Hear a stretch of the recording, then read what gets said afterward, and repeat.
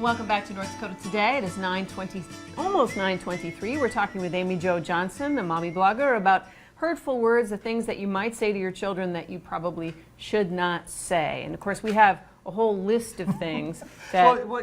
I think before we went to the break, you made a good point. You made an excellent point that it's okay, Mom and Dad, to admit that, yeah, you lost your temper. It's okay to admit that you said something that you shouldn't have and apologize. Oh, and I think your children, we discussed this out there, I think your children will respect you more for saying you're sorry. And then it will help them to learn to be remorseful for things that they do wrong with others as well. Because the reality is we're human, and we say things we don't mean.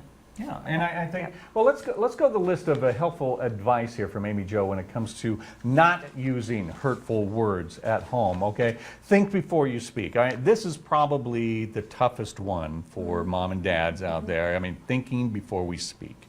So we got to make it a habit, I guess. And think about your child, too. How is your child going to perceive what you said to them? Every child is different. Some children are more sensitive than other children. How are they going to take what you said? So always try and think about what you're going to say and what's the best way to message that to your child. Yeah, but so much of what we say as parents is what we heard when we were growing up. Perfect example.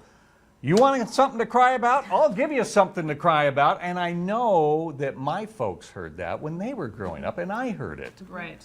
That's a big one. But you don't want to instill fear. You don't want your child to be scared to get in trouble. You want them to be honest with you. Like, honest Abe, I chopped down the cherry tree. You want them, you want them to be honest and remorseful for the things that they do wrong and understand why it is. So you don't want to instill fear in them for anybody. Yeah. So, What do you mean by what would be acceptable at school?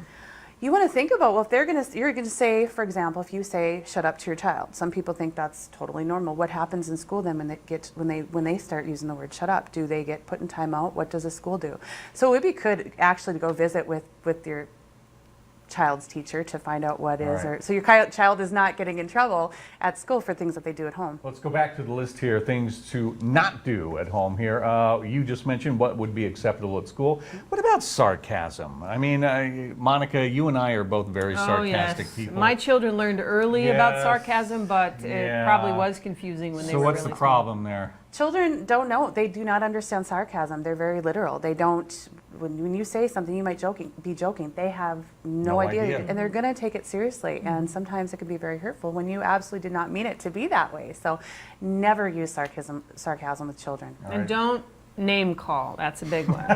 Yes. That's That's very tempting to call your children names when you get frustrated. Such as quit being a crybaby, or oh, you're a drama queen. That, again, it's kind of sarcasm. Those labels stick. Yes, they do stick, and it will develop, you know, it will, I can't say will, but emotional issues with your child, and they then in turn might also go and start doing that themselves to others. So. All right. Amy Jo, thank you so much. Thank you for Appreciate having it. me. Think about what you say at home to your children, all right? Alrighty. Next up on North Dakota Today, makeup tips for different eye shapes. We'll be right back.